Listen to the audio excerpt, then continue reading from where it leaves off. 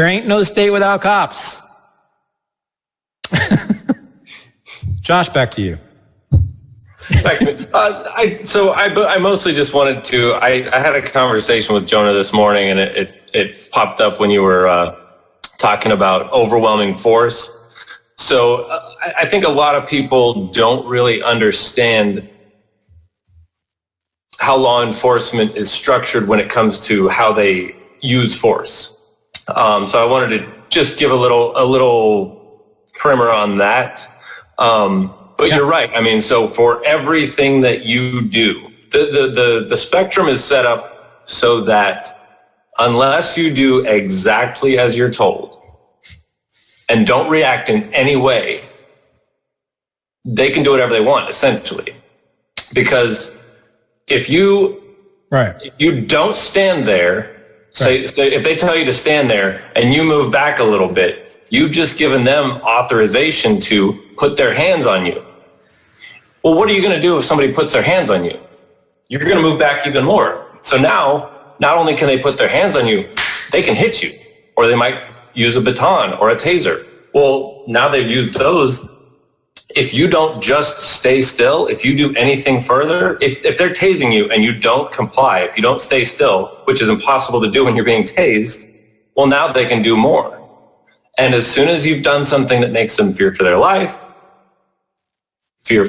which they have 12 hours to come up with that reason when they write their report, that's why all of these cases that are getting caught on camera get thrown out, because they adhere to this set of policies that say, okay, well, if this person who you are supposedly in a lawful encounter with doesn't do exactly what you say, and as long as you follow these steps, and even if you miss a few steps in between, that's why they, so I guess I wish the public could kind of understand that this is the system we have set up, that this is why cops keep getting off. Because the system from the beginning, from the start that they're being trained in, and I know you've talked about this, that they were just following their training. Exactly right. But It's a training that's unrealistic for any person to adhere to. I mean, you're scared. As soon as you see the red and blues, you're scared.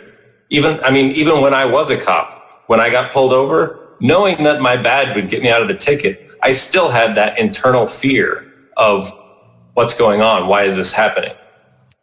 Okay. The United States invaded Kuwait and began Gulf War I in January of 1991.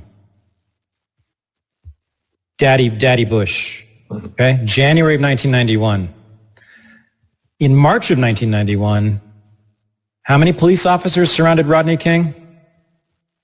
6, I think. 6. So this is 2 months after the first Gulf War begins. 6 police officers surround Rodney King and beat the fuck out of him with batons, and they get off, and they should have, yes, I'm going to say it, they should have gotten off. They should have been acquitted. That was a correct call by the jury because of exactly what you're saying, Josh. Because Rodney didn't know that the Weinberger Doctrine was in effect. And that if you're on your stomach on the ground surrounded by 6 LAPD and you just do this and move your hands a little bit behind your back, which he definitely did. When he was told not to, very clearly he was, multiple times, Rodney King, he violated their orders. And they were obligated, and still are obligated to use whatever force is necessary to subdue that person at that moment that they deem necessary. Right. If you watch these videos, and I see it clear as day because I was trained in it, and now I can't not see it. But you'll see these cops, and they're just swinging, and they're saying, "Stop resisting! Stop resisting! Put that down! Put that." And that's part of our training. That's part of the training you go through. You're trained to shout those, even if nothing's happening, because you'll see a lot of them are just talking to nobody. But they're saying something so that if they're ever called to testify, they can say, well, I was giving commands and he wasn't listening to my commands. Yep. So it's all a big game. They know the rules. Most of us don't. Yep. And we're going to keep fucking losing the game.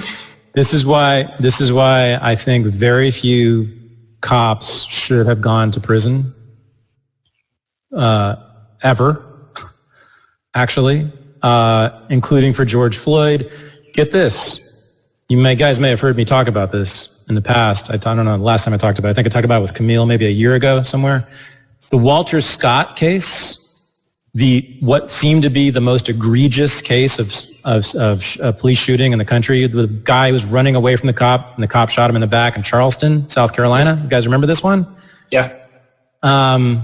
Turns out, the cop was following the letter of the law and doing not only what that he was allowed to do, but that he was obligated to do because Walter Scott had actually reached for and had possession of his stun gun for a second. Yeah. As he's running, he's starting to run away, and as he does that, he kind of grabs the stun gun and pulls it out of the holster, and then turns and runs. And you can see when you slow down the video that it's totally reasonable that cop believed that he still had the stun gun.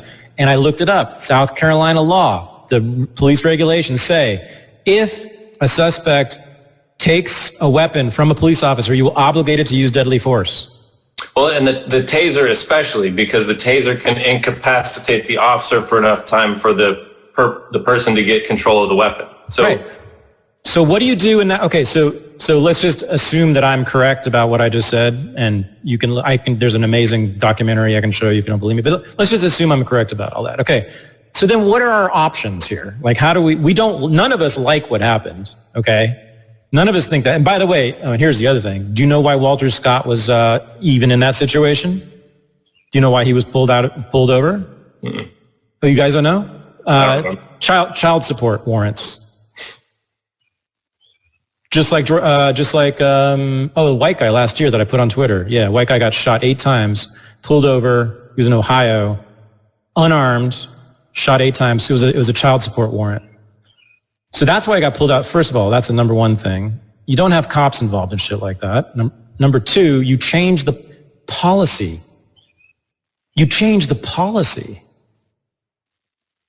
But what we did instead was talk incessantly, exclusively about what was in the mind of that cop, and that's the whole problem that needs to be addressed.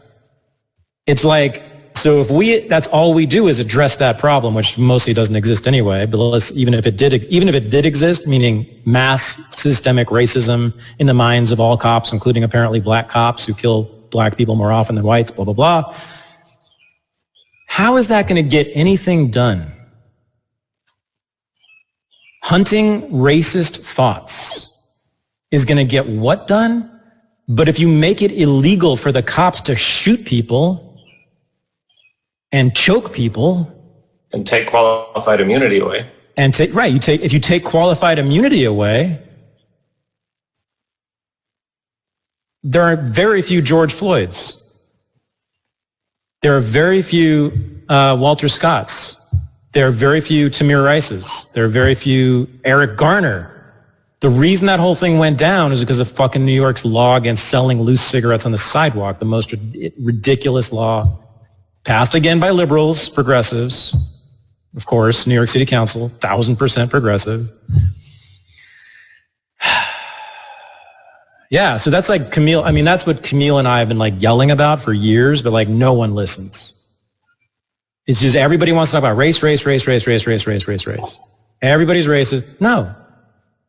We don't know, first of all, but here's like a set of 44 people were choked unconscious by Minneapolis police last year using a chokehold. That just came 44. How about this instead of like talking about how racist Derek Chauvin is?